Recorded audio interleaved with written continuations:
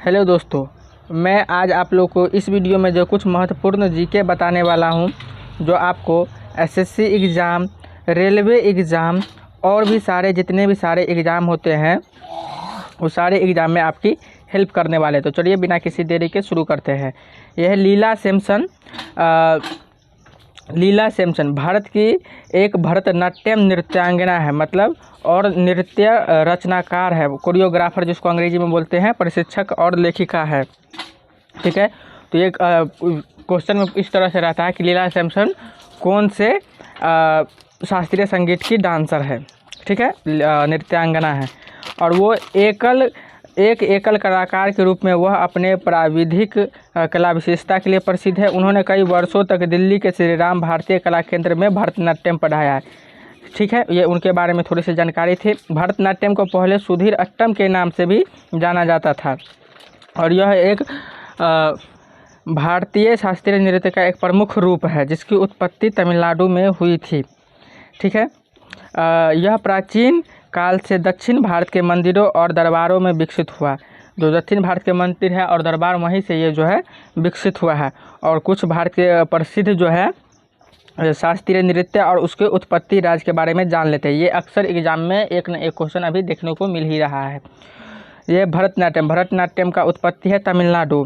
ठीक है, भरतनाट्यम कहाँ? तमिलनाडु। नेक्स्ट है दोस्तों कथक का आप है ये उत्तर प्रदेश। ठीक है, कथक कहाँ? उत्तर प्रदेश। ये है कुचिपुड़ी का है दोस्तों आंध्र प्रदेश। नेक्स्ट है ओडिसी, ये नाम ही से लग रहा है कि उड़ीसा से होगा, तो ये उड़ीसा से ही है। नेक्स्ट है कथकली, ये है केरल से। ठीक है, नेक्स्ट है सत्रिया, यह एक नया है शास्त्रीय संगीत और यह जो है असम से, इसका भी क्वेश्चन आने लगा है। नेक्स्ट है मणिपुरी, ये नाम से ही जाहिर हो रहा है कि कहाँ से है, मणिपुर से। और नेक्स्ट है मोहिनी अट्टम, यह जो है केरल से। तो केरल से आपको यहाँ पर दो देखने को मिलने वाला है, एक है कथकली और एक है मोहिनी अट्टम। ठीक है दोस्तों, चलिए कुछ और ज़्यादा जानकारी लेते हैं। नेक्स्ट है दोस्तों यहाँ पर नीति आयोग के उपाध्यक्ष राजीव कुमार ने लगभग 5 वर्षों तक संस्था के शीर्ष पद पर कार्य करने के बाद पद छोड़ दिया। नीति आयोग जब बना था 2015 में, उस समय से उपाध्यक्ष कौन थे? राजीव कुमार। और इसके अध्यक्ष कौन होते हैं? भारत के प्रधानमंत्री, जो भी प्रधानमंत्री हो। फिलहाल हमारे भारत के प्रधानमंत्री नरेंद्र मोदी जी तो वही नीति आयोग के अध्यक्ष हैं। अभी जो नीति आयोग का नया उपाध्यक्ष बने हैं उनका नाम है सुमन बेरी। ठीक है दोस्तों, ये नीति आयोग के नए उपाध्यक्ष बने हैं। नेक्स्ट है वह 1 मई 2022 से नीति आयोग के उपाध्यक्ष के रूप में कार्यभार संभालेंगे। जो अभी 1 मई गया है उसी से। वे पहले दिल्ली में national council of applied economic research NCAER के महानिदेशक के रूप में कार्य कर चुके हैं। NCAER देश में अग्रणी स्वतंत्र गैर लाभकारी नीति अनुसंधान संस्थानों में से एक है। ठीक है, और हाल की नियुक्तियाँ कुछ देख लेते हैं। तेल और प्राकृतिक गैस नियम, जिसको ONGC बोलते हैं, ने तत्काल प्रभाव से पोमिला जसपाल को तत्काल प्रभाव से निदेशक वित्त और मुख्य वित्तीय अधिकारी नियुक्त किया है, मतलब CFO आप कह सकते हैं इसको। ठीक है, तो किसको? पोमिला जसपाल को। नेक्स्ट है संघ लोक सेवा आयोग UPSC के अध्यक्ष डॉक्टर मनोज सोनी को नियुक्त किया गया है, जो भारत के सबसे कठिन परीक्षाओं में से एक माना जाता है UPSC। उसके अध्यक्ष को मनोज सोनी को बनाया गया है, उसके अध्यक्ष को। नेक्स्ट है इंडिगो ने विक्रम सिंह मेहता को और पूर्व air chief marshal BS Dhanoa का स्वतंत्र रूप से गैर कार्यकारी निदेशक के रूप में नियुक्त किया है। ठीक है, ये जो है गैर कार्यकारी निदेशक के रूप में काम करेंगे, मतलब ये लोग बोर्ड ऑफ डायरेक्टर में शामिल हैं। ठीक है, चलिए कुछ और नए तलाश करते हैं सीखे। नेक्स्ट है दोस्तों इधर आपको उत्पादन और उससे संबंधित क्रांति, ये भी हमारे एग्जाम में आते हैं। यह है खाद्य उत्पादन, इससे संबंधित क्रांति है हरित क्रांति, जिसमें सबसे ज़्यादा जोर जो है धान और गेहूं पर दिया गया था, लेकिन सबसे अच्छी फसल किसकी हुई? गेहूं की। नेक्स्ट है दूध उत्पादन के लिए श्वेत क्रांति या ऑपरेशन फ्लड के नाम से भी जानते हैं। ठीक है, नेक्स्ट है मधुमक्खी पालन के लिए स्वर्ण क्रांति, इसको गोल्डन क्रांति के नाम से जाना जाता है। कभी कभी एग्जाम में गोल्डन क्रांति भी दे दिया जाता है। नेक्स्ट है फल, शहद और बागवानी विकास के लिए भी स्वर्ण क्रांति किया गया है। ठीक है, फल, शहद आ गया तो मधुमक्खी पालन से आप कह सकते हैं। बागवान जब तक बागवान नहीं होगा, क्योंकि मधुमक्खी जो है बागवानी से ही फूलों के रस चूसकर इसको शहद बनाती है। नेक्स्ट है कुछ और प्रमुख क्रांतियाँ। इधर इस तरफ आपका क्षेत्र होगा और इस तरफ क्रांति। तो पेट्रोलियम से उत्पादन, पेट्रोलियम उत्पादन से संबंधित है काली शक्ति क्रांति, और मछली से उत्पादन संबंधित है नीली क्रांति। उर्वरक से है ग्रे क्रांति, उर्वरक ज़्यादातर ग्रे कलर का ही होता है, ठीक है। ड्रग्स और फार्मास्यूटिकल से है गुलाबी क्रांति, ठीक है। और तिलहन से संबंधित है पीली क्रांति। आलू से संबंधित है गोल क्रांति, आलू गोल है इस वजह से। और कपास से संबंधित है रजत फाइबर क्रांति। ये फाइबर जो है, फाइबर मतलब होता है रेशा, और कपास से जो है रेशा बनता था। आप इसको रिलेट करके याद रख सकते हैं। आलू गोल होता है इसलिए गोल क्रांति। तिलहन तो वैसे तिल तो सफ़ेद या तो काला होता है, लेकिन इसको पीली क्रांति से किया गया। ड्रग्स इसका तो कोई अति है, ज़्यादातर उजला होता है, लेकिन उसको गुलाबी क्रांति से। उर्वरक थोड़ा ग्रे कलर का होता है इसलिए इसको ग्रे क्रांति। मछली जो है नीली क्रांति, ठीक है। पेट्रोलियम काली शक्ति क्रांति। पेट्रोलियम जो शुरुआत में निकाला जाता है कच्चा तेल, वो काला ही होता है, उसको रिफाइन करने के बाद तरह तरह के कलर में आते हैं, ठीक है। तो आप इस हिसाब से रिलेट करके याद रख सकते हैं। नेक्स्ट है दोस्तों राज्यों के पुनर्गठन अधिनियम 1956 भारत सरकार द्वारा पारित किया गया। जब 1953 में जो है नया राज्य बना आंध्र प्रदेश, तो उसके बाद जो है 1956 में जो है इसके लिए एक कानून बनाया गया।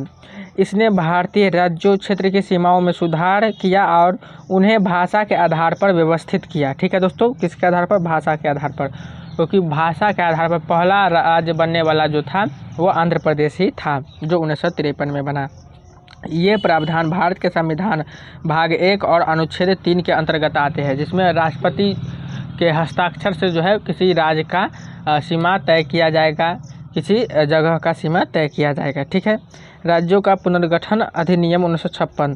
स्वतंत्रता के बाद कई बार राज्यों के पुनर्गठन की मांग की गई, कि मतलब फिर से जो है भाषा के आधार पर, जिस चीज़ के आधार पर है पुनर्गठन किया जाए। और वित्तीय, आर्थिक, प्रशासनिक, क्षेत्रीय भाषा मुद्दे थे, मतलब भाषा भी था, वित्तीय भी था, आर्थिक भी था, प्रशासनिक, ये सब की वजह से ये सब मुद्दे थे। इस संदर्भ में 1953 में राज्य पुनर्गठन आयोग का गठन किया गया और आयोग ने सितंबर 1955 में अपनी रिपोर्ट प्रस्तुत की। आयोग की नियुक्ति जवाहरलाल नेहरू ने की थी और SRC का नेतृत्व S फजल अली कर रहे थे, और इसके 2 सदस्य थे, M पनिक्कर और HN कुंजरू। ये भी हमारे एग्जाम में आते हैं, तो इसको भी आप लोग ध्यान रखिएगा। नेक्स्ट देखते हैं दोस्तों कुछ विद्रोह है जो 1857 में जो विद्रोह हुए उससे संबंधित जानकारी। यह है बेगम और उसके सहयोगियों के नेतृत्व में विद्रोही सेनाओं द्वारा लखनऊ पर पुनः कब्जा किया गया। हजरत महल बेगम जो थी, ठीक है, उन्हीं के बारे में है। और उसने 11 वर्षीय बेटे बिरजिस कदरस को अवध के शासक का ताज पहनाया। ये बहुत बहादुर महिला थी। बेगम हजरत महल का मकबरा जामा मस्जिद के पास काठमांडू के मध्य भाग में स्थित है, ठीक है। ये काठमांडू जो नेपाल में है वहाँ स्थित है। 15 अगस्त 1962 को महल को महान विद्रोह में उनकी भूमिका के लिए लखनऊ के हजरतगंज में प्राचीन विक्टोरिया पार्क में सत्कृत किया गया, जो हजरतगंज जो उन्हीं के नाम पर है, और प्राचीन विक्टोरिया पार्क है उसी में इनको लाया गया वहाँ से। और उड़ीसा से इस तरफ आपको स्थान है, और इस तरफ 1857 के जो विद्रोह हुआ उसमें महत्वपूर्ण नेता, तो इधर है उड़ीसा जगह से कौन थे? सुरेंद्र शाही और उज्जवल शाही। दिल्ली से थे बहादुर शाह द्वितीय, जनरल बख्त खान, ठीक है दोस्तों। उसके बाद है असम से थे कंडा परेश्वर सिंह, मनीराम दत्ता बरुआ, ठीक है। नेक्स्ट लखनऊ से थे जो अभी उत्तर प्रदेश की राजधानी है बेगम हजरत महल, बिरजिस कादिर और अहमदुल्ला। नेक्स्ट है फर्रुखाबाद से तुफजल हसन खान थे। कानपुर से नाना साहिब, राव साहिब, तांतिया टोपे, अजीमुल्ला खान, ठीक है दोस्तों। राजस्थान से जयदयाल सिंह, हरदयाल सिंह, ये दोनों थे। बिहार से कुंवर सिंह, ये कई बार एग्जाम में आ चुका है, और अमर सिंह। नेक्स्ट है झांसी से, ये तो सबको जानती है, झांसी की रानी लक्ष्मीबाई। यहाँ से कौन थी? लक्ष्मीबाई, ठीक है। कुछ और देखते हैं। इस तरफ आपको जो है कुछ यंत्र के नाम मिलेंगे और उपयोग उनका किस कार्य में होता है। तो चलिए एक ये नोट पॉइंट है, इसको भी देख लेते हैं। क्लिनोमीटर का ढलान और ऊंचाई को मापने के लिए 1880 पहले विलियम अबने द्वारा आविष्कार किया गया। क्लिनोमीटर जो है ढलान और ऊंचाई को मापता है, इसको 1880 में पहले विलियम अबने द्वारा किया गया। इस तरफ यंत्र का नाम, इस तरफ उपयोगी और उसके कार्य। अल्कलीमीटर इसका क्षारीय तीव्रता को मापने के लिए करते हैं, पीएच मान जिसका 7 से ऊपर होता है उसके लिए। अर्थोस्कोप एक जोड़ा का आंतरिक परीक्षण करता है, एक जोड़ का आंतरिक परीक्षण करता है। एसिडोमीटर अम्ल की सांद्रता मापता है, एसिड मतलब होता है अम्ल, तो उसी का मापेगा। ऑक्सोमीटर आवर्धन शक्ति मापता है। ब्रोंकोस्कोप विंड पाइप का परीक्षण करता है। क्रोटोमीटर आवर्धन की शक्ति मापता है, ठीक है। उसके बाद कोरोनोग्राफ सूर्य के कोरोना दृश्य को चित्रित करता है। कोरोनोग्राफ मतलब सूर्य का जो कोरोना है उससे संबंधित है।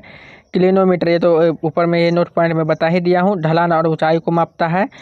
सरिलोमीटर पृथ्वी के ऊपर बादल की ऊंचाई को मापता है, जो पृथ्वी के ऊपर बादल बनते हैं कितनी ऊंचाई पर बन रहे हैं। कैथेटोमीटर छोटी ऊर्ध्वाधर दूरी को मापता है, जो सीधा खड़ा हो। सीडोलोमीटर जो बादल बहुत ऊंचे होते हैं उसको, और कैथेटोमीटर जो छोटी दूरी हो, ठीक है। और ये अंतिम पेज है, हम लोग आ चुके हैं। तो इस तरफ भी यंत्र का नाम होगा और इस तरफ भी कार्य ऊर्जा। तो डेंड्रोमीटर पौधे की वृद्धि को मापता है, कोई भी पौधा कितना एक रोज में वृद्धि करता है। डायनेमोमीटर यांत्रिक बल को मापता है। डायनेमो कहाँ लगता है, डायनेमो जो यही करता है, यांत्रिक ऊर्जा को विद्युत ऊर्जा में बदलता है, तो उसी से है, डायनेमो जनरेटर में होता है, तो उसी हिसाब से आप याद रख सकते हैं। इलेक्ट्रोस्कोप शरीर में विद्युत परिवर्तनों का पता लगाता है। एवपोरीमीटर यह वाष्पीकरण की दर को मापता है।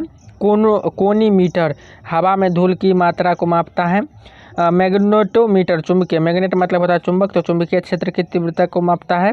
ओस्मोमीटर असमाटिक दाब को मापता है। कोमोग्राफ तरल पदार्थ के दाब रिकॉर्ड करता है। डुओमीटर पदार्थ की कठोरता को मापता है, कोई पदार्थ कितना कठोर है, कितना हार्डनेस है, कितना ठोस है। डिलीटोमीटर पदार्थ में आयतन में परिवर्तन को मापता है, ठीक है। तो ये कुछ महत्वपूर्ण जानकारी थी। अगर आपको यह वीडियो अच्छा लगा है तो इस चैनल को सब्सक्राइब जरूर करें, वीडियो को लाइक करें और अपने दोस्तों के पास ज़रूर शेयर करें ताकि उनको भी यह जानकारी मिले, ठीक है दोस्तों। तो इस वीडियो को देखने के लिए आप सभी लोगों का बहुत बहुत धन्यवाद। जय हिंद दोस्तों, जय भारत।